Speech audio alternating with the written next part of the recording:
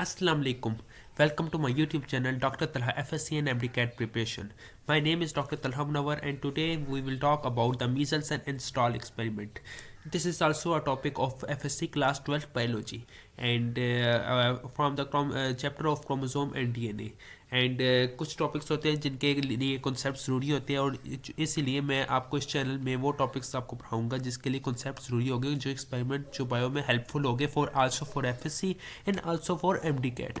Last topic हमने gift experiment किया था, वो ऑलरेडी आपको मिल जाएगा इसी चैनल पे, तो वो आप वहाँ से भी कर सकते हैं और अगर आप कहें तो मैं लिंक भी उसका प्रोवाइड कर दूँगा।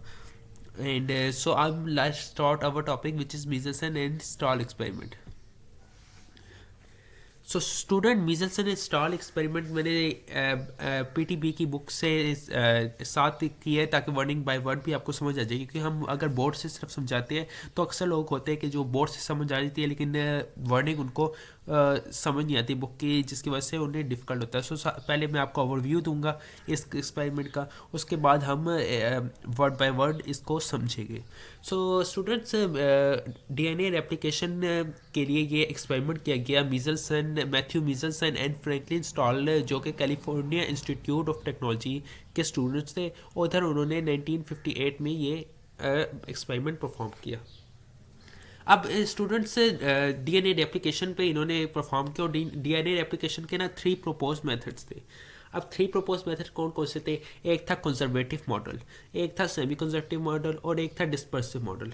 अब कंजर्वेटिव मॉडल क्या था? कंजर्वेटिव मॉडल ये था कि जो पेरेंट डीएनए होता है वो उसके दोनों स्ट्रैंड अपने होते हैं, जो डॉटर डीएनए होते हैं उसके अपने दोनों स्ट्रैंड होते हैं, मतलब दोनों के अपने अपने न्यूली जो स्ट्रैंड होते हैं डॉटर डीएनए के दोनों अपने स्ट्रैंड होते हैं, उसका पेरेंट का कोई भी हिस्सा नहीं उसमें आता। सेमी कंजर्वेटिव मॉडल भी आ जाते हैं। उसमें क्या कहता है? उसमें कहता है कि जब आप पेरेंट डीएनए से डॉटर डीएनए बनता है तो जो डॉटर डीएनए होता है उसमें क्या होता है कि एक पेरेंट का डीएनए होता है और एक न्यूली स्ट्रैंड प्रोटीन होते हैं और उनकी मदद से ये बनता है डॉटर डीएनए।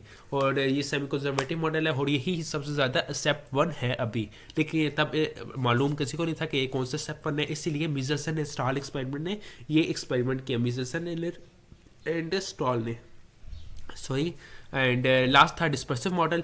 डिस्पर्सिव मॉडल क्या कहता है कि आपके जो होते हैं न्यूक्लियोटाइड्स वो सारे डिस्पर्स हो जाते हैं, छोटे छोटे टुकड़ों में टूट जाते हैं एंड फिर उसकी मदद से न्यू बनते हैं डॉटर डीएनएस। सो ये तो किसी बहुत ही बिल्कुल भी स्टेप 1 नहीं था। जो मेन स्टेप 1 किया गया वो था सेमी कंजर्वेटिव मॉडल और वो किससे एक्सपेरिमेंट हुआ? उसकी थी मीजल्स एंड स्टॉल एक्सपेरिमेंट थे। सो अक्सर एमसीक्यूज आ जाता है पेपर में, पीटीबी के बहुत से बोर्ड्स में आता है, फेडरल के बोर्ड्स में भी आता है। चूँकि मैं आज student of a federal board से हूँ तो मैं आपको इसी से ही हेल्पफुल बता दूंगा। सो क्या आते हैं कि मीजल्स एंड स्टॉल एक्सपेरिमेंट ने में किस चीज़ को उन्होंने प्रूव किया? तो किस चीज़ को प्रूव किया? उन्होंने semi conservative nature of model को प्रूव किया डीएनए के लिए। सो हम अब स्टार्ट करते हैं। ये आपको ओवरव्यू दे दिया और इस ओवरव्यू में क्या था कि उन्होंने बैक्टीरिया लिया है, उसको पहले नाइट्रोजन 15 जो कि आइसोटोपिक है, नॉर्मल नाइट्रोजन कौन सा होता है? नाइट्रोजन 14। नाइट्रोजन 15 पे उन्होंने जो कि आइसोटोपिक है उस पर ग्रो करवाया, फिर उससे उन्होंने उसमें ग्रो करवाया तो उन्होंने उससे जो बैक्टीरियाज बने उनको उन्होंने नोट किया, फिर नाइट्रोजन 14 मीडियम में करवाया और फिर बाद में दोनों के मिक्सचर को भी करवाया। सो इनसे इन्होंने एक हाइपोथेसिस निकाले, 3 हाइपोथेसिस निकाले। एक थी एक्सपेरिमेंट, उन्होंने हाइपोथेसिस निकाले 0 मिनट पे, मतलब जब 0 मिनट में जब 15 डीएनए को उसी वक्त डाला गया था। और दूसरा हाइपोथेसिस था सैंपल एट 20 मिनट्स जिसमें नाइट्रोजन 14 मीडियम और नाइट्रोजन 15 मीडियम दोनों थे, और सैंपल एट 40 मिनट्स इनमें क्या था? सिर्फ नाइट्रोजन 14 मीडियम ही थे। सो ये 3 इन्होंने हाइपोथेसिस निकाले थे इससे और इससे इन्होंने इवेल्युएशन की थी कि क्या रिजल्ट निकला है। सो अब मैंने आपको ओवरव्यू दे दिया। So let's start our topic. So students the 3 आपको दिख रहा होगा, मैंने साथ खोला हुआ है कि the Meselson and Stahl experiment, the 3 hypotheses of DNA application were evaluated by Matthew Michelson and Franklin Stahl of the California Institute of Technology in 1958। ये मैंने ऑलरेडी आपको बता दें कि कौन से 3 hypotheses थे। 3 सैंपल थे, sample at 0 minute, sample at 20 minutes, sample at 40 minutes. they grew bacteria in a medium containing heavy isotope of nitrogen 15, which become incorporated into the basis of bacterial DNA. अब normal bacteria DNA किससे मिलकर बना होता है? DNA में होता है nitrogen bases होती है, पेंटोज शुगर होती है, और फॉस्फेट जो होता है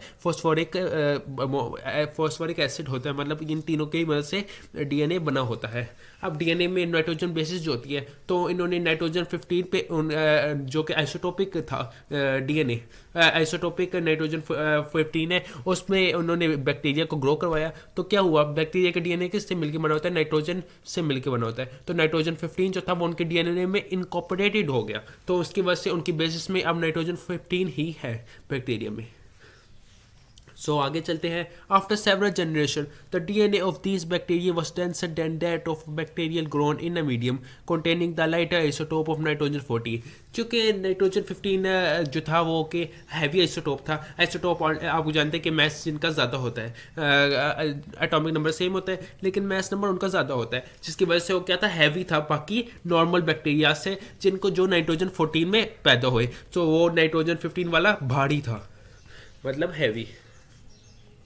देन आगे आता है measles and install then transfer the bacteria from N15 medium to N14 medium. अब ये एक सैंपल उन्होंने ले लिया जिसे कहते हैं सैंपल एंड 0 मिनट। ये मैं आपको फेडर से भी थोड़ा टच करके बता दूँ ताकि आप उसको ज़्यादा अच्छा समझ आ जाए। सो उन्होंने अब नाइट्रोजन 15 ले लिया। अब उन्होंने क्या किया, नाइट्रोजन 15 वाला जो बैक्टीरिया थे उन्हें नाइट्रोजन 14 मीडियम में डाल दिया। अब क्या होगा, they dissolve in a cesium chloride and then spun it a very high speed in an ultra centrifuge। जब हम सर्टिफिकेशन कहते हैं तो हम एक सॉल्वेंट लेते हैं जिसमें हम डेंसिटी को सेपरेटेड करवाते हैं। तो इन्होंने क्या लिया, इन्होंने सीजियम क्लोराइड को एज अ सैंपल या एज अ मीडियम लिया जिसके अंदर उन्हें सर्टिफिकेशन करवाया। सर्टिफिकेशन क्या होते हैं, जिससे ना डेंसिटीज का डिफरेंट लेवल में सेपरेटेड हो जाती है। DNA strands of different densities got separated. The enormous centrifugal force generated by the ultra centrifuge caused the calcium cesium ion to migrate toward the bottom of the centrifuge, creating a gradient of cesium chloride and thus of density।